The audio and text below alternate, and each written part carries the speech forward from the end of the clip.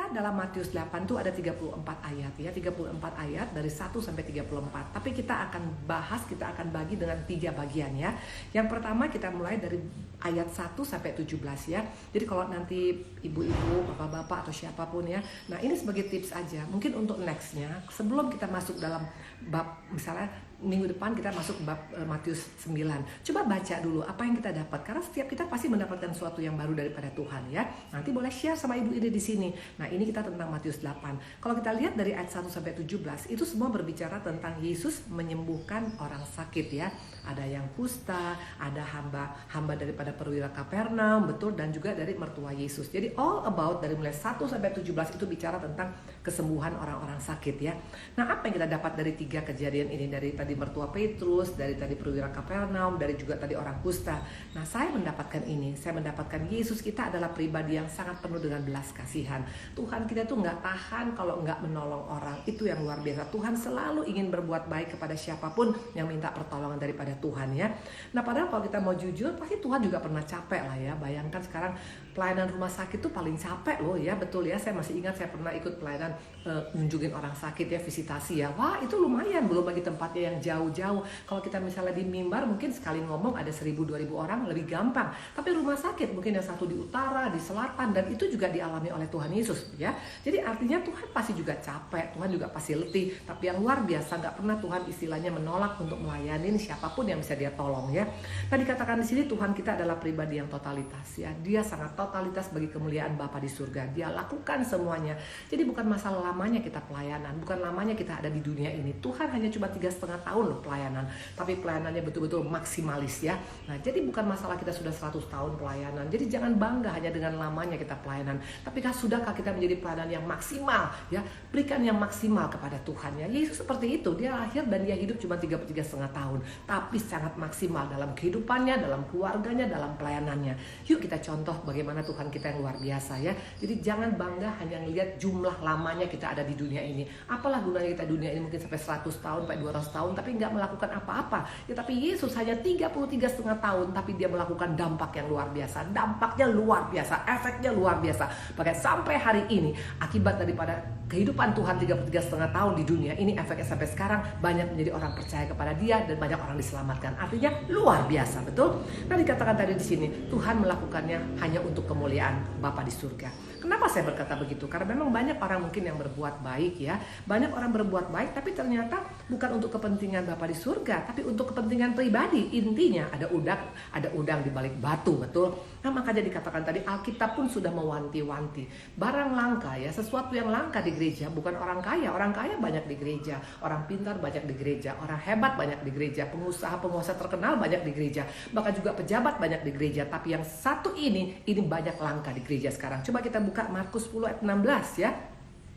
Markus 10 ayat 16, lihat, aku mengutus kamu seperti domba ke tengah-tengah serigala. Sebab itu hendaklah kamu cerdik seperti ular dan tulus seperti merpati. Wow, bayangkan mungkin kalau kita baca ini sepintas sepertinya biasa. Tapi kalau buat saya ini adalah satu templakan bagi setiap kita yang mengaku sebagai orang Kristen, mengaku sebagai hamba Tuhan. Kenapa dikatakan? Karena Tuhan melambangkan binatang yang bernama burung merpati ya, unggas dikatakan. Burung merpati dilambangkan sebagai pribadi yang tulus. Wow, kok nggak disebut ketulusan daripada seorang pendeta? Kenapa nggak disebut ketulusan daripada seorang Kristen yang hebat mungkin menurut kita ya? Nggak dikatakan seperti itu. Tuhan pakai lambang ketulusan malahan merpati, unggas, burung. Ini nggak main-main ya. Kenapa sampai seperti itu? Apa Tuhan salah cetak? Apa Tuhan salah ngomong? Kalau saya percaya Alkitab tidak pernah salah, Yesus nggak pernah salah.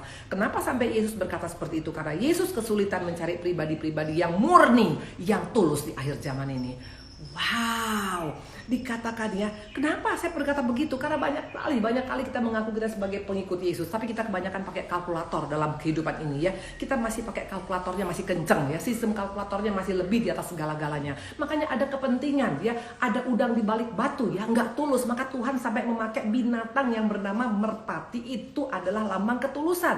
Maka tadi dikatakan waktu Tuhan melakukan kesembuhan buat tadi perwira Kapernaum, buat tadi orang-orang kusta, buat tadi ada yang dikatakan akan mertua Yesus, dia melakukannya untuk Bapa di surga. Tapi sering kali kalau kita mau jujur, yuk kita koreksi kehidupan kita. Sungguh-sungguhkah kita waktu berbuat baik itu untuk kemuliaan Tuhan, atau untuk kepentingan kita sendiri, atau untuk popularitas kita?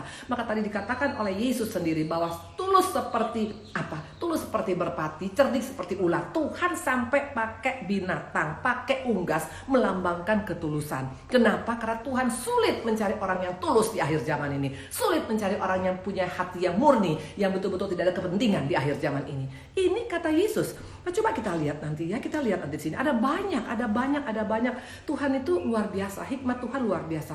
Ada banyak contoh-contoh di Alkitab yang buat kita mungkin kaget. Ada banyak binatang yang Tuhan pakai. Ada banyak binatang yang Tuhan pakai. Ini juga buat saya sepertinya ketampar, ketemplak. Wow, kok sampai Tuhan pakai binatang? Kenapa Tuhan gak pakai saya? Kenapa Tuhan gak pakai hamba Tuhan? Kenapa Tuhan gak pakai orang Kristen? Kenapa Tuhan pakai binatang? Ayo kita periksa. Mungkin tanpa disadari kita kurang tulus di hadapan Tuhan. Kita gak bisa tahu. Orang hanya bisa ngelihat sepintas dari luar. Tapi yang tahu ketulusan itu hanya kita dengan Tuhan. Nah, waktu Tuhan tahu kita kurang tulus, terpaksa Tuhan gak bisa pakai hidup kita. Ayo kita lihat siapa-siapa aja ini binatang-binatang yang Tuhan pakai ya. Kita lihat yuk, ada 3 binatangnya. Ada banyak sebenarnya, hanya kalau waktunya gak cukup, saya cuma sampaikan 3 ya. Kita buka Amsal 6 ayat 6 sampai dengan 8 yuk. Hai pemalas, pergilah kepada semut, perhatikanlah lakunya dan jadilah bijak. Biarpun tidak ada pemimpin, pengatur atau penguasa, ia menyediakan roti di musim panas dan mengumpulkan makanannya pada waktu panen. Wow, gak main-main. Hai pemalas, siapa yang pemalas? Ya pastilah manusia, pastilah kita, betul? Kata Tuhan apa? Hai pemalas, pergilah kepada semut, belajar tuh sama semut. Ampiun dah, bukan belajar sama orang hebat, bukan belajar sama S1, S2, S3 yang orang-orang profesor hebat, tapi dikatakan belajar sama yang namanya semut, serangga kecil yang gak ada apa-apanya. Istilahnya kalau kita pencet aja tuh langsung mati, betul? Tapi dikatakan Tuhan suruh kita belajar pada semut. Kenapa? Karena semut itu rajin. Nah, kenapa sampai Tuhan bilang belajar pada semut? Karena banyak orang Kristen malas ya. Malas. Mana buktinya malas? Ayo kita buka. Karena banyak orang Kristen yang salah, keliru mengartikan firman yang satu ini. Orang Kristen hanya menganggap yang penting pokoknya kita kan anak Tuhan. Kita berdoa, Tuhan langsung kasih. Apakah itu yang Tuhan ajarkan kita sebagai orang Kristen, sebagai pengikut Yesus? Apakah Tuhan ajarkan kita jadi orang-orang yang malas? Ayo kita buka Matius 7 ayat 7. Dikatakan begini. Mintalah maka akan diberikan padamu. Keren banget ya. Minta berarti apa? Doa ya. Mintalah maka diberikan kepadamu. Tapi ingat, nggak sampai di sana. Halo. Maka kalau baca firman, ini sebagai peringatan buat setiap kita.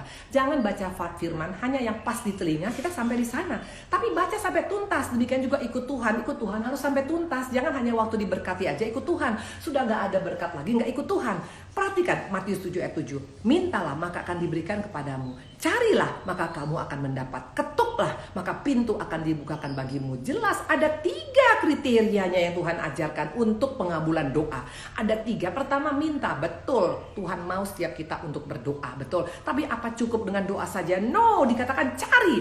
Cari berbicara effort. Ada usaha, ada jerih payah kita, ada keinginan kita, ada tindakan kita. Enggak hanya cuma doa. Dan yang terakhir dikatakan bukan hanya cuma minta dan juga hanya doa, tapi dikatakan ketuklah maka pintu akan dibukakan. Kita melakukan itu semua harus sampai bisa menyentuh hati surga, menyentuh hati Tuhan Yesus, baru ada pengabulan doa. Nah, kalau hanya cuma doa tapi malas, nggak mau kerja, tapi berharap tiba-tiba sekarang Tuhan kirim dari langit berkat, nggak seperti itu. Tuhan mau kita ora et labora, berdoa sambil bekerja dan ketuk pintu hati Tuhan, maka terjadi pengabulan doa.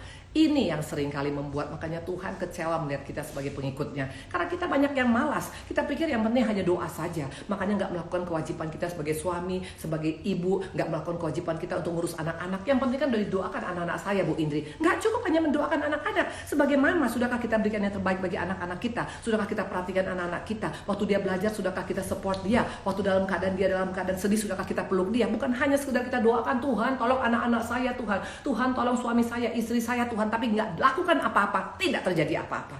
Maka tadi dikatakan Matius 7 ayat 7 itu jangan dipenggal. Firman Tuhan itu jangan didiskon, jangan ditawar ya. Karena firman Tuhan itu adalah firman yang utuh seutuh-utuhnya. Tuhan kasih tahu 3 kriteria tentang doa. Pertama adalah minta. Itu bicara tentang pray, doa. Tuhan Yesus belas kasihanmu pada keluargaku, fine, gak ada yang salah dengan itu, Tuhan suka. Tapi gak cukup hanya sampai di sana. Habis itu lakukan bagian kita. Kalau engkau sebagai suami, lakukan bagianmu sebagai suami. Kalau istri, bagian sebagai istri. Kalau mama sebagai mama, papa sebagai papa, anak sebagai anak. Baru itu bisa menyentuh kerajaan surga. baru ada pengabulan doa. Jadi waktu kita hanya sebagian yang kita lakukan, maka nggak terjadi apa-apa. Maka terpaksa Tuhan katakan belajar tuh sama semut, karena semut rajin, orang Kristen hanya setengah, ya hanya cuma doa, tapi nggak do anything, nggak akan terjadi apa-apa. Sorry to say ya. Jadi jangan kita menjadi orang Kristen yang hanya suka dengan mendengarkan sesuatu yang enak di telinga kita. Suka nggak suka firman Tuhan harus telan semuanya, baru bisa menjadi produk yang luar biasa ya. Nah dikatakan tadi. Coba kita buka Wahyu 22 ayat 18 dan 19 ya. Ini sebagai peringatan bagi setiap kita yang suka penggal-penggal firman ya. Aku bersaksi pada setiap orang yang mendengar perkataan-perkataan nubuat dari kitab ini. Jika seorang menambahkan sesuatu pada perkataan-perkataan ini, maka Allah akan menambahkan kepadanya malapetaka yang tertulis dalam kitab ini. Dan jikalau seorang mengurangi sesuatu dari perkataan-perkataan dari kitab nubuat, maka Allah akan mengambil bagiannya dari pohon kehidupan dan dari kota kudus seperti yang tertulis dalam Alkitab. Jelas dikatakan tadi, Tuhan bilang apa? Ya dikatakan tadi, jangan tambah, jangan kurangi firman Tuhan. Firman Tuhan dalam Matius 7 ayat 7 tadi dikatakan, minta itu doa, cari itu bekerja, dan ketuk itu bicara tentang melakukan apa yang menyenangkan hati Tuhan. Waktu kita sudah melakukan apa yang menyenangkan hati Tuhan, Tuhan tersentuh. Apa yang paling menyenangkan? Paling simpel adalah apa? Pengakuan dosa, pemberesan dosa. Waktu kita membereskan kekurangan kita, kesalahan kita, dosa kita, itu akan menyentuh hati Tuhan. Jadi jangan hanya cuma doa tapi masih suka gosip, doa tapi masih suka bohongin orang, doa tapi masih suka selingkuh. Nggak akan terjadi apa-apa. Harus sampai doa, usaha, dan juga menyentuh hati Tuhan. Itu yang powerful ya. Maka tadi dikatakan binatang Tuhan pakai semut, karena semut mau rajin. Tapi banyak orang Kristen malas. Karena apa? Salah mengartikan Matius 7 ayat 7. Yang penting cukup doa saja. Nggak cukup. Saya garanti ya. Dikatakan tadi ada 3 hal. Makanya tadi dikatakan baca sampai titik ya. Dikatakan doa, cari, usaha, dan juga bukan hanya duduk manis tapi juga ketuk sampai bisa menyentuh hati Tuhan. Itu binatang yang kedua. Yang pertama tadi adalah siapa tadi? Merpati, melambangkan ketulusan. Karena orang Kristen ternyata masih banyak intrik-intriknya ya. Ayo kita koreksi. Sama Tuhan tuh gak ada yang sempurna. Kita selama ini mungkin melakukan intrik-intrik dalam berbuat baik. Ada kepentingan, ada udang di balik kambing. Minta ampun sama Tuhan ya. Yang kedua dikatakan kalau selama ini kita salah mengartikan tentang doa yang mau mendapat pengabulan doa. Kita koreksi, kita bilang Tuhan ampuni. Selama ini aku hanya menjadikan doa itu sebagai topeng, sebagai andalan rohaniku saja tanpa aku melakukan. Enggak, bagian Tuhan memberkati kita, tapi bagian kita ada, yaitu cari, berusaha, kerja, ya lakukan bagian kita, apapun bagian kita, lakukan bagian kita, bagian Tuhan akan dilakukan pada Tuhan. Amin. Itu yang kedua. Yang ketiga, kita lihat lagi binatang siapa yang ketiga yang Tuhan pakai. Harusnya ini menemplak kita sebagai orang Kristen ya. 1 Raja-Raja 17 ayat 3 sampai dengan 4. Pergilah dari sini, berjalanlah ke timur dan bersembunyilah di tepi sungai Kerit di sebelah timur sungai Yordan. Engkau dapat minum dari sungai itu, dan burung-burung gagak telah kuperintahkan untuk memberi makan engkau di sana. Lalu ia pergi dan ia melakukan seperti firman Tuhan. Ia pergi dan diam di sungai Kerit di sebelah timur sungai Yordan. Pada waktu pagi dan petang burung-burung gagak membawa roti dan daging kepadanya, dan ia minum dari sungai. Ini luar biasa. Bapak-bapak, ibu-ibu, ini luar biasa. Kalau buat saya ini luar biasa. Kenapa bilang burung gagak? Burung gagak dipakai Tuhan untuk memberkati Nabi Elia yang terkenal, yang luar biasa, yang sekali mendoakan hujan gak turun 3,5 tahun, yang mendoakan langsung hujan turun, yang bisa mengirim api dari surga, turunkan api dari surga untuk membunuh 400 Nabi Baal. Ini hamba Tuhan besar dalam keadaan krisis moneter. Kenapa Tuhan gak pakai konglomerat Kristen yang kaya misalnya untuk menolong hamba Tuhan ini? Kenapa gak pakai misalnya sekarang pengusaha yang kaya, atau misalnya sekarang orang karir dalam pemerintahan yang kaya ya? Kenapa mereka nggak tolong ini? Ini hamba Tuhan besar loh. Kenapa pakai burung gagak? Nah ini jawaban yang luar biasa. Kenapa Tuhan pakai burung gagak? Karena orang Kristen tadi saya katakan masih banyak terlalu pakai kalkulator dalam nolong orang. Kenapa? Hitung-hitungan. Kalau gua tolong, gua dapat apa? Nah dikatakan di sini waktu kita masih untung rugi dalam melakukan perintah Tuhan, Tuhan pakai binatang. Maka jangan sampai salahkan kalau Tuhan sampai gak pakai hidup kita. Karena Tuhan lihat, Tuhan sudah coba, tapi kita terlalu begini sama uang ya. Nah coba kita lihat kenapa sampai gagak ini mau memberikan makanan. Padahal kita tahu gagak itu makanannya apa? Makanannya adalah bangkai. Berarti gagak itu rakusnya luar biasa. Tapi waktu Tuhan perintahkan untuk memberkati Nabi Elia, dia siap untuk melakukan. Gagak tahu ayat ini. Matius 25:14, ayo kita lihat. Sebab hal kerajaan surga sama seperti orang yang mau bepergian ke luar negeri, yang memanggil hamba-hambanya untuk mempercayakan hartanya kepada mereka. Ini gagak tahu. Gagak sangat mengerti bahwa ternyata dalam kehidupan ini, semua ini yang punya itu Bapa di surga. Semua yang punya Tuhan. Pemegang saham terbesar dari perusahaan perusahaan dunia ini adalah Tuhan. Kita hanya pengelola. Nah, tapi orang Kristen banyak tidak sadar ini. Kita memikir bahwa kita adalah pemiliknya. Kita tidak sadar kita hanya dewan direksi yang kapan-kapan bisa dipecat. Pemiliknya, pemegang saham terbesar adalah Yesus. Dan kita diberikan kepercayaan untuk mengelola ini. Tapi ingat, satu saat ayat 19. Lama sesudah itu pulanglah Tuhan hamba-hamba itu, lalu mengadakan perhitungan dengan mereka. Jelas, nanti satu saat Tuhan akan minta perhitungan dari kita. Selama ini aku sudah berkati engkau sekian-sekian. Apa yang sudah kau lakukan, anakku? Apakah kita hanya memakai uang untuk pribadi kita sendiri, atau kita punya ada pos sosial yang memang Tuhan inginkan supaya kita peduli kepada sesama yang membutuhkan? Nah, di sini akan dilihat ya. Maka tadi dikatakan, kenapa kita nggak bisa? Kenapa kita hanya mementingkan diri sendiri? Kenapa kita menganggap bahwa apa yang kita punya adalah milik kita, bukan kita sebagai pengelola? Matius 6 ayat 24. Ini yang selama ini kita follow, maka membuat kita sulit untuk dipakai Tuhan dalam pekerjaan Tuhan, dalam proyek Tuhan yang luar biasa. Tak seorang pun dapat mengabdi kepada dua tuan, karena jika demikian ia akan membenci yang seorang dan mengasihi yang lain, atau ia akan setia pada yang seorang dan tidak mengindahkan pada yang lain. Kamu tidak dapat mengabdi kepada Allah dan kepada Mamon. Ini jelas kenapa kita nggak bisa dipercayakan oleh Tuhan. Karena kita adalah follower setia daripada Mamon, ya. Buat kita uang adalah segala-galanya, dan buat kita uang yang ku dapat itu adalah milikku dan aku tidak mau share kepada siapapun. Makanya Tuhan pakai gagak. Ini tidak main-main. Harusnya ini menemplak kita, orang-orang yang sudah diberkati oleh Tuhan. Karena nanti akan ada pertanggungjawaban. Kita nggak bisa melarikan diri dari pertanggungjawaban. Tuhan akan tanya seberapa yang Tuhan berikan pada kita, kemana kau pakai selama ini. Dikatakan tadi yang pertama adalah burung merpati. Kenapa Tuhan pakai burung merpati? Karena burung merpati tulus. Yang kedua, Tuhan tadi pakai apa? Dikatakan tadi Tuhan pakai dikatakan tadi adalah, yang kedua adalah siapa tadi yang coba yang kedua? Yang kedua tadi adalah semut. Kenapa Tuhan pakai semut? Karena semut itu malas. Tapi banyak orang Kristen mengartikan Matius 7 ayat 7, cukup dengan doa Tuhan akan berkati saya. Cukup dengan doa keluarga saya akan Tuhan pulihkan. Tapi kita nggak melakukan apa bagian kita. Tidak seperti itu. Ada bagian Tuhan, ada bagian kita. Yang ketiga adalah burung gagak Tuhan pakai. Kenapa Tuhan pakai burung gagak? Karena burung gagak persis tahu bahwa dia hanya pengelola. Dia bukan pemilik. Makanya seluruh dunia ini milik Tuhan. Kita hanya mengelola. Dan pertanggungjawab kita pada Tuhan pasti akan terjadi satu saat. Makanya ayo, ada buat pos-pos untuk sosial. Di zaman corona seperti ini sudah sejauh apa sosial kita? Apakah kita hanya mikirkan yang penting aku, keluargaku, dan hidupku yang penting aman, yang lain memang gue pikirkan? Jangan main-main. Waktu kita tidak akan jadi produk, tidak akan menjadi partner kerja Tuhan. Kita akan bisa bertahan di zaman akhir ini. Jadilah partner kerja Tuhan. Karena Tuhan katakan, waktu engkau jadi partner kerjaku, aku akan menyertai engkau sampai pada kesudahan. Kalau Tuhan yang menyertai kita di zaman corona ini, posisi kita aman. Bapak-bapak, ibu-ibu, anak-anak muda, siapapun yang mendengar pada hari ini. Yang dikatakan tadi yang ketiga adalah siapa? Burung gagak. Tuhan pakai burung gagak. Ini tidak main-main. Kenapa? Karena dia sadar bahwa dia hanya pengelola. Tapi banyak orang Kristen lupa diri. Dia menganggap hartaku adalah milikku. Seperti orang kaya yang bodoh. Dia simpan, dia timbun semua. Ternyata pada malam itu juga Tuhan ambil nyawanya, ya.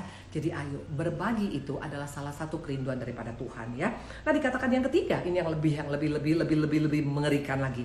Yunus, kita buka Yunus 1 ayat 17. Ini binatang yang keempat, ya, binatang keempat. Maka atas penentuan Tuhan datanglah seekor ikan besar yang menelan Yunus, dan Yunus tinggal dalam perut ikan itu 3 hari lamanya, 3 hari 3 malam lamanya. Yunus 2 ayat 10. Lalu berfirmanlah Tuhan kepada ikan itu, dan ikan itu pun memuntahkan Yunus ke darat. Waktu kita membaca ini, apa yang kita dapat? Kalau buat saya ini ayat betul-betul bukan menemplak lagi, itu menampar muka saya. Kenapa bilang? Bayangkan di sini, ya, dikatakan Tuhan pakai ikan besar untuk menolong hamba Tuhan besar yang seperti Yunus. Yunus ini mau dipakai di kota Niniwe, tapi karena Yunus membelot, makanya dia akhirnya dimakan ikan. Dan itu atas perintah Tuhan, betul? Dan bukan hanya sekedar diperintahkan Tuhan untuk dimakan, tapi Tuhan juga mengatakan ayat 10, diperintahkan dimuntahkan. Yunus itu diperintahkan oleh Tuhan untuk dimuntahkan, ya. Nah, ini apa arti rohaninya? Ikan saja, ikan besar saja tidak ngeles, tidak banyak menunda, langsung bersegera dengan apa perintah Tuhan. Sementara banyak kali kita sebagai anak-anak Tuhan baca ayat dari mulai Kejadian sampai Wahyu sampai tamat, tapi giliran Tuhan perintahkan kita untuk melakukan kehendak Tuhan, kita banyak sekali berusaha berargumentasi, aduh Tuhan, disuruh ngampunin, aduh Tuhan belum bisa, Tuhan terlalu berat rasanya, Tuhan disuruh kasih sekarang berbagi pada orang lain, aduh Tuhan saya aja gak cukup. Intinya kita banyak menunda-nunda. Sementara tadi dikatakan ikan ini saja dia gak pernah tidak pernah ikut pendalaman Alkitab, dia nggak pernah ke gereja, tapi dia tidak menunda. Dia tahu itu adalah perintah daripada otoritas tertinggi. Dia lakukan, dia makan Yunus, dan dikatakan disuruh muntahkan, dia muntahkan lagi Yunus. Ini berbicara tentang orang yang bersegera. Ini berbicara tentang pribadi yang bersegera. Makanya Tuhan terpaksa pilih binatang yang bernama ikan besar ini. Kenapa? Karena banyak orang Kristen yang suka menunda-nunda. Mungkin kita bilang, Bu Indri itu hoax. Gak ada lah orang Kristen suka menunda. Pastilah kita lakukan semua. Betul. Mari kita cek. Kita buka Lukas 14 ayat 17 sampai dengan 18 ya. Menjelang perjamuan itu dimulai, ini waktu Tuhan mengadakan pesta ya, dan dia mengundang semua kita ya. Ia menyuruh hambanya mengatakan pada undangan, marilah sebab segala sesuatu sudah siap. Tetapi mereka bersama-sama meminta maaf. Perhatikan, diundang orang-orang Kristen, diundang orang-orang percaya, diundang orang-orang yang tahu kebenaran, tapi mereka dikatakan meminta maaf. Yang pertama berkata padanya, aku telah membeli ladang dan aku harus pergi melihatnya. Aku minta dimaafkan. Ini jelas. Siapa tadi yang menunda? Siapa tadi yang mengeles? Siapa tadi yang ngelak? Dikatakan tadi orang-orang yang diundang Tuhan. Berarti yang namanya tercatat sebenarnya untuk masuk dalam kerajaan surga, untuk bisa menjadi partner kerja Tuhan, untuk menjadi pribadi-pribadi yang dipercaya oleh Tuhan. Tapi menunda alasannya adalah karena ladang. Aku harus pergi melihatnya. Aku minta dimaafkan. Karena ladang ini bicara tentang pekerjaan, ini bicara tentang nafkah, ini bicara tentang bisnis, ini bicara tentang keuangan, ini bicara tentang harta. Hanya gara-gara masalah uang, kadang-kadang kita bisa menunda. Kita halal segala cara, pada Tuhan bilang jangan lakukan itu karena itu bukan sesuai dengan kehendakku. Tapi kita lakukan itu karena kita pikir, aduh Tuhan ini kan cuannya depan mata, nanti kalau enggak ada lagi kesempatan. Nah waktu kita banyak menunda, kita kalah dengan ikan besar tadi. Ikan saja disuruh makan dia makan, disuruh muntahkan dia muntahkan. Kita sudah diundang, dipersiapkan semua yang terbaik bagi Tuhan, ya bagi kita oleh Tuhan, semua dipersiapkan. Saya percaya kalau Tuhan mengadakan pesta, itu bukan makanan pas-pasan. Nggak mungkin ada istilah kekurangan bersama dengan Tuhan. Yang ada pasti berlimpah-limpah. Tapi banyak sekali alasan kita. Kenapa? Karena masalah uang tadi, masalah berkat tadi, masalah keuntungan tadi. Udah tahu depan mata itu gak mungkin sesuai dengan kehendak Tuhan. Saya pernah melakukan ini, maka saya berkata, saya pernah waktu itu kita pernah punya suami saya dengan saya, kita membuat diskotik. Betul, memang uangnya banyak ya. Padahal dari hati nurani sudah kerasa bahwa itu gak mungkin daripada Tuhan. Kenapa? Karena gak damai sejahtera. Betul, karena kita tiap malam mesti jaga. Nanti kalau ada digerebek bagaimana, belum lagi nanti kalau bisa ditangkap polisi, belum lagi kalau nanti bisa ini dan itu. Intinya itu bukan hal yang membuat damai sejahtera. Kalau pekerjaan gak ada damai sejahtera, itu gak mungkin daripada Tuhan. Tapi karena uangnya banyak, profitnya banyak, kita pura-pura gak dengar. Kita bilang nanti ya Tuhan, kalau nanti sudah semuanya oke, udah punya rumah 10, udah punya ini Tuhan, nanti ya baru betul-betul ya Tuhan. Yang penting sekarang kan saya kasih perpuluhan. Aduh please deh, jangan sogok Tuhan. Tuhan kita jangan disogok dengan uang yang gak benar, karena Tuhan kita punya langit dan bumi. Itu dulu saya lakukan. Maka saya katakan di sini, seringkali kadang-kadang kita kalah dengan binatang ini. Binatang bersegera. Tapi kita sebagai anak-anak Tuhan, kita banyak alasan. Dengan alasan, tapi kan Tuhan masih perlu untuk anak-anak masih kecil, masih sekolah. Please deh, Allah kita bukan Allah yang miskin. Waktu kita menjadi pelaku firman ya, dia bertanggung jawab atas kehidupan kita. Lihat tadi dikatakan Elia dikatakan burung gagak pun Tuhan bisa kirim kepada kita. Nah ini seringkali kenapa? Karena kita masih pakai kalkulator, kita masih pakai logika kita ya. Nah dikatakan tadi yang pertama tadi adalah apa ya? Dikatakan tadi adalah masalah harta, masalah uang ya, yang membuat seringkali orang banyak mengelak waktu Tuhan mengundang.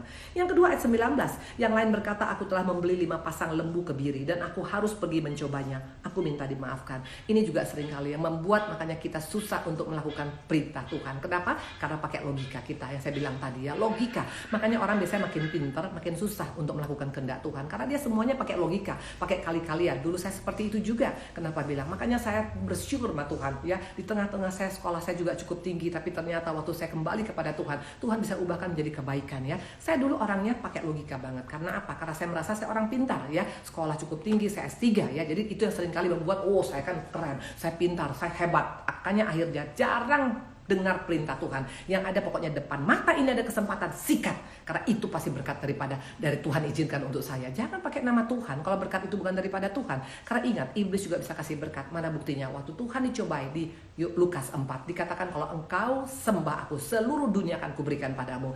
Tidak semua berkat dari Tuhan. Pasti. Kalau itu menghalalkan segala cara, kalau itu tidak sesuai dengan kebenaran, walaupun depan mata itu berkatnya banyak, please perhitungkan. Karena kalau kita menunda, kalau kita mengelak, kalau kita mengeles, kita yang rugi sendiri. Binatang yang bernama tadi ikan besar, dia tidak menunda, tapi banyak orang Kristen yang menunda.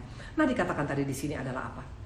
Ya banyak kita yang mengeles. Nah, jadi coba buka Matius 3, 8 dan 9. Ini adalah pesan daripada Tuhan. Jadi hasilkanlah buah yang sesuai dengan pertobatan. Yang Tuhan inginkan dari kita hanya buah. Ya, kenapa kita nggak bisa melahirkan buah? Karena kita banyak menunda. Ya, makanya Tuhan tadi pakai binatang.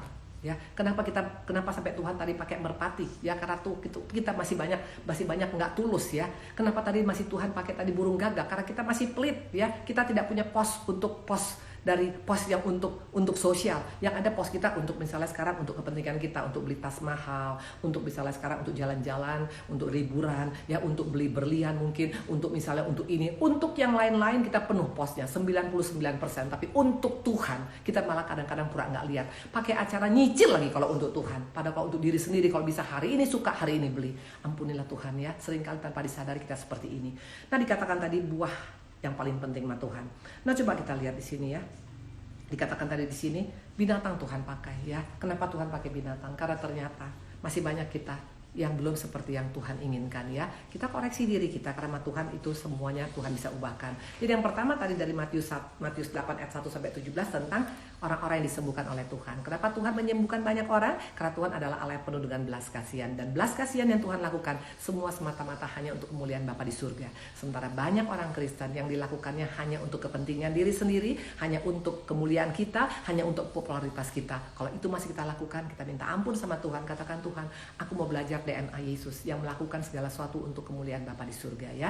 Ada 4 tadi binatang yang Tuhan pakai. Yang pertama adalah siapa tadi? Adalah merpati, karena dia tulus. Yang kedua adalah siapa? Burung gagak, karena dia tahu dia hanya pengelola. Dia berbagi, bukan seperti kita yang belum disadarkan mungkin selama ini. Kita pikir semua milik kita adalah kepunyaan kita. No, kita hanya pengelola, kita hanya dewan direksi, pemilik tunggal, pemegang saham tunggal adalah Yesus ya.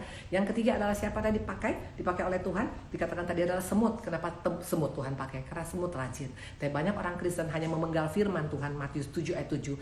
Berdoa, minta maka diberikan. Enggak seperti itu. Doa yang dikabulkan ada 3 kriterianya. Pertama, minta maka akan diberikan. Tapi tidak cukup hanya meminta, ada cari, artinya usaha. Dan yang ketiga, ketuk pintu hati Tuhan. Bagaimana cara mengetuk pintu hati Tuhan? Dengan kita adakan pemberesan dulu dengan dosa-dosa kita. Karena waktu kita beres dengan dosa kita, itu kita sangat-sangat luar biasa. Kita merasa tidak ada batasan lagi dengan Bapa di surga. Maka kita bisa minta apa saja. Ya seperti itu. Dan yang keempat tadi, binatang apa yang Tuhan pakai? Yang keempat adalah ikan besar. Kenapa Tuhan pakai ikan besar? Karena ikan besar tidak menunda-nunda. Tapi banyak orang Kristen dalam kehidupannya hanya suka menunda ya. Kenapa bisa menunda? Ada 3 penyebabnya tadi. Yang pertama adalah karena masalah apa tadi? Masalah yang pertama tadi adalah karena ladang ya, itu bicara tentang keuangan. Yang kedua tadi adalah karena apa? Dikatakan tadi adalah karena masalah tadi adalah masalah logika ya. Nah, sering kali kita pakai logika dan pakai masalah keuangan yang buat kita menunda. Dan yang terakhir itu dikatakan masalah apa? Karena dikatakan aku baru mau kawin. Ini bicara tentang kedagingan. Kedagingan sering kali membuat kita makanya suka menunda firman Tuhan ya. Please ya, ini akhir zaman, jangan anggap enteng. Nah, itu tadi poin yang pertama ya, tentang Matius 8 ayat 1 sampai dengan 17. Kita akan buka sekarang poin kedua. Apa yang poin kedua yang Tuhan mau sampaikan? Buka Matius 8 ayat 19 sampai dengan 20 ya. Coba saya lihat sekarang di sini semuanya. Oke. Ya. Yang kedua Matius 8 ayat 19 sampai dengan 20 kita lihat. Lalu datanglah seorang ahli Taurat, ya. Ini ayat 19 dan 20. Lalu berkata padanya, "Guru, aku akan mengikuti engkau kemana saja engkau pergi." Yesus berkata padanya, "Serigala mempunyai liang dan burung mempunyai sarang, tapi anak manusia tidak mempunyai tempat untuk meletakkan kepalanya." Bapak-bapak, ibu-ibu, anak muda atau siapapun kita di tempat ini, ya, waktu engkau membaca ayat ini, apa yang kita dapat? Waktu membaca ayat ini. Kalau buat saya ayat ini sangat-sangat harusnya sangat-sangat menyentuh hati kita. Harusnya kita bisa menangis membaca ayat ini. Kenapa bilang? Karena ini ayat waktu ahli Taurat bertanya, saya nggak fokus ke sananya, ya, tapi saya fokus pada jawaban Tuhan. Perhatikan, "Guru, aku akan mengikut engkau kemana saja engkau pergi." Itu kata daripada ahli Taurat. Perhatikan apa perkataan daripada Yesus. Ini adalah curhat daripada Allah kita, daripada Yesus. Yesus berkata padanya, serigala mempunyai liang. Bayangkan, Tuhan melambangkan lagi-lagi binatang. Serigala mempunyai liang dan burung mempunyai sarang. Lagi-lagi Tuhan pakai binatang. Tetapi anak manusia tidak mempunyai tempat untuk meletakkan kepalanya. Wow. Bapak-bapak, ibu-ibu, anak-anak muda di tempat ini, waktu engkau mendengar ini, apa enggak hancur nih hati kita? Enggak tersentuh nih hati kita? Bayangkan, dikatakan binatang aja punya sarang, binatang aja dia bisa istirahat, binatang aja dia bisa menikmati saat teduh, binatang aja bisa menikmati kebaikan Bapa di surga ya. Dikatakan di sana dikatakan apa? Serigala punya liang, serigala bisa nongkrong, bisa istirahat. Kalau dia capek misalnya, dia bisa datang ke liangnya, dia bisa istirahat, bisa tidur, bisa melakukan apa, mungkin ngopi-kopi cantik, mungkin di Starbucks. Intinya Binatang bisa istirahat, burung pun punya sarang, dia bisa melihat keluarganya, dia bisa menikmati, dia bisa istirahat. Tapi dikatakan anak manusia, siapa anak manusia? Yesus. Anak manusia tidak mempunyai tempat untuk meletakkan kepalanya. Bayangkan, untuk meletakkan kepala pun Tuhan tidak punya.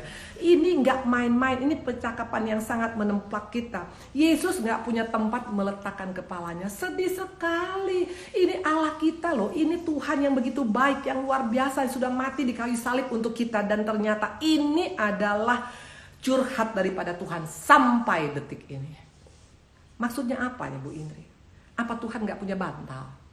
Mungkin kita ngomong seperti itu, sampai Tuhan gak bisa meletakkan kepala. Jawabannya, coba kita buka Kolose 1 ayat 16 sampai 18. Karena di dalam Dia telah diciptakan segala sesuatu yang ada di surga dan yang ada di bumi, yang kelihatan dan yang tidak kelihatan, baik singgasana maupun kerajaan, baik pemerintah maupun penguasa. Segala sesuatu diciptakan oleh Dia dan untuk Dia. Ia telah terlebih dahulu dari segala sesuatu, dan segala sesuatu ada di dalam Dia. Ialah kepala tubuh, yaitu jemaat. Ialah yang sulung, yang pertama bangkit dari antara orang mati, sehingga ia yang lebih utama dari segala sesuatu. Yesus adalah kepala. Dan siapa tubuhnya? Tubuhnya adalah kita. Halo, jemaat adalah tubuhnya Yesus. Gereja adalah tubuhnya Yesus. Keluarga Kristen adalah tubuhnya Yesus. Fakta curhatnya Tuhan, aku gak bisa meletakkan kepalaku. Kenapa? Karena badannya masih terpecah-pecah. Badannya masih ada di kanan, ada di kiri, ada di belakang. Mungkin kita bilang, Bu, itu hoax, Bu. Masa badannya ada di mana-mana? Memangnya ini sekarang ajaran sesat? Bukan. Badan Tuhan sampai hari ini masih terpecah-pecah. Coba kita buka 1 Korintus 12 ayat 27. Kamu semua adalah tubuh Kristus dan kamu masing-masing adalah anggotanya. Ayat 20 dan 22. Memang ada banyak anggota tapi hanya satu tubuh. Jadi mata tidak dapat berkata pada tangan, aku tidak membutuhkan engkau. Dan kepala tidak dapat berkata pada kaki, aku tidak membutuhkan engkau. Malahan justru anggota-anggota tubuh yang nampaknya paling lemah yang paling dibutuhkan. Tujuannya adalah apa? Ayat 25. Supaya jangan terjadi perpecahan dalam tubuh, tapi supaya anggota-anggota yang berbeda itu saling memperhatikan. Ini jelas dikatakan. Kenapa Tuhan gak bisa meletakkan kepalanya sampai hari ini? Karena gereja masih banyak yang pecah. Kenapa? Karena banyak sekarang komunitas-komunitas Kristen yang pecah. Dan terutama yang paling menyedihkan, banyak keluarga-keluarga Kristen juga sekarang yang banyak pecah. Memang tidak bercerai, tapi mungkin sudah tidak lagi ada kesatuan, tidak ada anggur manis, sudah ada perpecahan. Suami ke kanan, istri ke kiri, anak ke atas, orang tua nggak tahu di mana. Waktu ini terjadi, Tuhan nggak bisa meletakkan kepalanya, dan ini curhat Tuhan, please deh. Ini zaman akhir, di mana sekarang hati nurani kita? Kita nggak usah ngomong tentang gereja yang pecah sekarang. Kita sekarang ngomong tentang keluarga kita. Saya mau tanya, keluarga kita sendiri sudahkah keluarga yang unity, yang sehati? Karena kalau kita punya keluarga hanya sekedar kawin, tapi nggak sekedar kawin, nggak cerai, tapi nggak ada kesatian, Tuhan nggak bisa meletakkan kepalanya. Kasihan sekali Tuhan kita. Di mana hati nurani kita? Dia sudah mati untuk kita, dia sudah berbuat baik untuk kita, melakukan banyak hal buat kita, dosa kita diampuni, tapi masih kita izinkan Tuhan masih tidak bisa juga meletakkan kepalanya. Untuk istirahat pun tidak bisa Tuhan di rumah kita. Kenapa? Karena semuanya hanya memikirkan diri sendiri. Very simple. Maafkan saya. Dikatakan tadi di sini apa? Tuhan gak bisa meletakkan kepalanya di rumah tangga kita karena suami-suami masih egois, istri-istri masih egois ya. Seringkali sekarang mama-mama egois juga banyak di akhir zaman ini. Yang penting pokoknya arisan dari pagi sampai malam ya. Sekarang untung nggak ada corona, nggak bisa arisan ya. Tapi kadang-kadang seringkali kita lebih mementingkan kepentingan kita daripada memperhatikan anak-anak kita. Bagaimana sekarang Tuhan mau meletakkan kepala dalam keluarga kita waktu nggak ada kesatuan ya. Iblis bersorak-sorai ini. Iblis sangat suka dengan keluarga-keluarga yang hancur. Karena terus terang iblis paling takut dengan Matius 18 ayat 19. Dikatakan 2-3 orang bersatu, meminta apapun Tuhan akan berikan. Ini bicara tentang unity, kesatuan. Waktu suami istri bersatu, waktu papa dengan mama dengan anak-anak bersatu, apa saja kita minta Tuhan akan berikan. Tapi kenapa nggak ada kesatuan? Karena ada perpecahan. Kenapa ada perpecahan? Karena ada yang namanya virus, bukan virus corona, tapi virusnya namanya apa? KEP-19. Tahu apa? Karena egois. Bam! Ini semua hanya karena masalah egois. Kalau kita tidak egois, suami nggak egois, nggak hanya mikirkan diri sendiri, nggak hanya mikirkan hobinya aja, nggak hanya mikirkan kepentingannya aja, nggak akan mungkin dia menyia-nyiakan anak-anaknya. Kalau ibu-ibu nggak egois ya, dia nggak hanya mikirkan tentang dirinya sendiri, dia juga akan mau juga melakukan apa yang menjadi bagian dia. Intinya KEP ini adalah virus lebih bahaya daripada COVID-19. KEP-19, kenapa? Karena nomor 1 karena egois Paul, nomor 2 karena egois Paul, nomor 3 karena egois Paul, nomor 4 karena egois Paul, semua karena egois Paul. Makanya nggak ada kesatuan. Tuhan gak bisa meletakkan kepalanya, sedih banget. Siapa kita? Tuhan mau meletakkan kepalanya, Tuhan mau istirahat di rumah kita. Tuhan mau bilang, aduh enaknya aku pengen nongkrong di rumah kamu ya Indri. Tapi kenapa Tuhan gak bisa meletakkan? Karena saya mungkin dalam keadaan ribut terus dengan pasangan saya. Mungkin anak-anak ribut dengan orang tua. Intinya waktu hanya ribut, hanya cuek, hanya gak mau tahu, hanya mikirkan diri sendiri. Gak bisa tuh Tuhan. Dan ini curhat Tuhan. Makanya waktu saya tadi membaca ayat ini, saya nangis tadi. Saya bilang, Tuhan, belas kasihan-Mu Bapak kepada keluarga-keluarga Kristen Tuhan. Mungkin kau bilang begini, Bu, tapi bagaimana Bu sekarang? Saya sebagai istri sudah lakukan, tapi suami saya enggak. Please deh, kita nggak usah saling menyalahkan. Kalau orang yang tidak ego itu nggak mencari kesalahan orang lain. Kalau orang yang tidak ego, tidak memikirkan tentang kenapa dia begini, daripada kita pikirkan kenapa itu orang nggak berubah, kenapa dia begini, kita lakukan bagian kita. Karena waktu kita lakukan bagian kita, bagian Tuhan akan terjadi dan Tuhan akan bisa meletakkan kepalanya dalam keluarga kita. Ini nggak main-main. Kalau buat saya, terus terang, ya, jangan bangga dengan kita hanya sekedar penampilan oke, keren di luar. Yang tahu tuh dalam rumah tangga tuh kita. Dan ini waktunya kita untuk koreksi diri, untuk introspeksi diri ya. Jangan bangga dengan bilang yang penting kan pokoknya Bu Indri saya nggak cerai Bu Indri. Yang penting kan saya nggak selingkuh Bu Indri. Please deh, bukan hanya selingkuh yang Tuhan tanya di sini, bukan hanya tidak bercerai. Masih ada nggak anggur manis dalam keluarga kita? Masih ada nggak kerukunan? Masih ada nggak rasa sayang? Masih ada nggak kasih mula-mula? Itu yang Tuhan inginkan supaya Tuhan bisa istirahat. Please deh ya. Jadi kalau kita masih belum seperti ini, kalau saya rasa penyakit kita lebih daripada COVID-19. Namanya penyakit KEP ya. Karena egois. Pol. Sorry saya marah-marah, bukan marah-marah dengan kita ya. Saya juga mau koreksi diri saya. Kalau aku masih suka keras kepala ngelawan suamiku, bagaimana Tuhan mau meletakkan kepalanya di rumah saya? Ya saya koreksi diri saya sebagai istri. Saya nggak ngomong suami saya nggak ngomong anak-anak saya. Kalau aku sama anak-anak juga cuek, ya nggak pernah aku peluk mereka, nggak pernah aku rangkul. Yang penting hanya kasih uang saja. Bagaimana Tuhan mau meletakkan kepalanya di rumah saya? Kalau setiap kita introspeksi. Saya percaya kalau setiap kita introspeksi, saya sangat percaya Tuhan hari ini sangat happy, malaikat surga bersorak-sorai. Makanya ayo mumpung masih ada kesempatan. Lagu tadi, hidup ini adalah kesempatan. Mumpung ada kesempatan, ayo kita koreksi. Sekali lagi saya katakan, orang yang egois, orang yang mikirkan diri sendiri. Orang yang tidak egois adalah orang yang mau mengkoreksi diri tanpa mengkoreksi orang lain. Gak usah kita koreksi suami, gak usah koreksi anak, gak usah koreksi mertua, gak usah koreksi ipar kita, gak usah koreksi orang lain. Koreksi diri kita. Gak usah koreksi gereja, gak usah koreksi gembala. Itu masing-masing nanti punya tanggung jawab masing-masing. Bagian kita hari ini adalah family. Waktu kita mau mengkoreksi, saya percaya Tuhan kita adalah Allah yang luar biasa. Dia pasti sangat happy. Karena sampai hari ini curhatnya itu masih itu. Tubuhku terpecah-pecah. Itu yang kedua. Dan yang ketiga, yang terakhir adalah apa? Matius 8 ayat 28 sampai dengan 29 ya. Dikatakan di sini, setibanya di seberang, yaitu di daerah orang Gadara, datanglah dari pekuburan dua orang yang kerasukan setan menemui Yesus. Mereka sangat berbahaya, sehingga tidak seorang pun yang berani melalui jalan itu. Dan mereka itu pun berteriak. Katanya, anak, apa urusanmu dengan kami, hai anak Allah? Adakah engkau kemari untuk menyiksa kami sebelum waktunya? Ibu-ibu, bapak-bapak, anak muda, atau siapapun engkau di tempat ini yang baca ayat ini. Kalau buat saya bilang, ini ayat luar biasa. Ini ayat luar biasa. Semua ayat Tuhan luar biasa, tapi ini ayat luar biasa. Kenapa?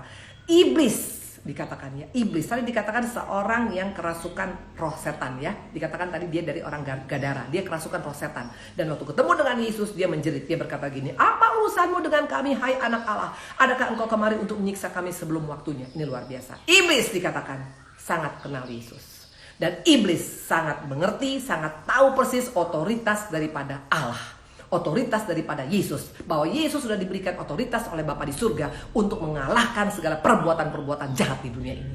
Wow, gak main-main.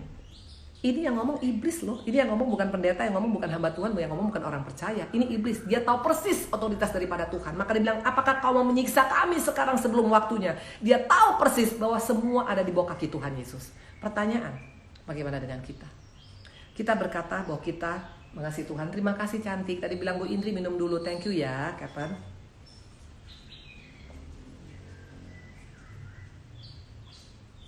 Thank you sayang, luar biasa diingetin. Iblis mengakui kedaulatan Yesus. Iblis sangat tahu otoritas daripada Yesus. Dia bisa mengalahkan segala niat jahat daripada si jahat. Itu semua ada di bawah kaki Tuhan. Pertanyaan sekarang, kita yang mengaku sebagai orang Kristen, kita yang mengaku sebagai pengikut Yesus, kita yang mengaku selama ini sudah ke gereja tiap hari Minggu, yakin gak kita bisa lebih daripada si jahat ini? Iblis saja kenal Yesus, Iblis saja tahu otoritas Tuhan. Apakah kita kenal otoritas siapa daripada Yesus? Apakah kita kenal Yesus yang kita sembah? Karena sering kali kita berkata, Bu Indri, saya kenal Yesus. Saya juga tahu Tuhan kita luar biasa. Tapi pertanyaan, masih adakah rasa takut? Masihkah tetap tinggal dalam ketakutan? Masihkah tetap tinggal dalam kekhawatiran? Masihkah tetap tinggal dalam depresi? Dalam stres? Dalam bingung? Dalam galau? Dalam kacau? Kalau ini masih kita ada dalam hidup kita sampai hari ini, ya, kalau saya nggak yakin kita kenal Tuhan Yesus. Kalau saya nggak yakin kita berkata, aku sangat tahu Yesus yang kusembah, ya mungkin. Karena iblis tadi dikatakan dia sangat tahu persis. Dia deklarasikan. Pernah nggak kita deklarasikan, kita berkata, aku percaya aku pasti menang menghadapi corona. Aku percaya Tuhanku pasti akan menyelesaikan masalah keluargaku. Aku percaya Allahku yang luar biasa. Perkataan apa yang keluar dari mulut kita selama ini? Perkataan deklarasi tentang kehebatan Tuhan? Atau perkataan hanya bilang, aduh pusing, aduh corona gimana nanti aku mati lah ini, aduh bagaimana? Yakin kita kenal Yesus yang kita sembah. Karena dikatakan di sini, iblis dengan suara keras, dengan lantang dia berkata, hai Yesus anak Allah yang maha tinggi, apakah engkau mau menyiksa kami sebelum waktunya?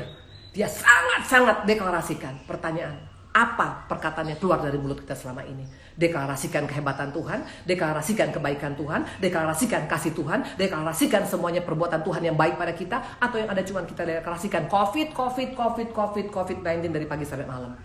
Hanya Tuhan yang tahu. Hari ini ayo kita koreksi. Saya nyiapkan Matius 8 ini, saya sendiri terbakar sekali, ya. Dari mulai kemarin, dari mulai Matius 1, 2, 3, bahkan sampai luar biasa ya. Jadi bapak-bapak, ibu-ibu, siapapun di tempat ini, ayo ya.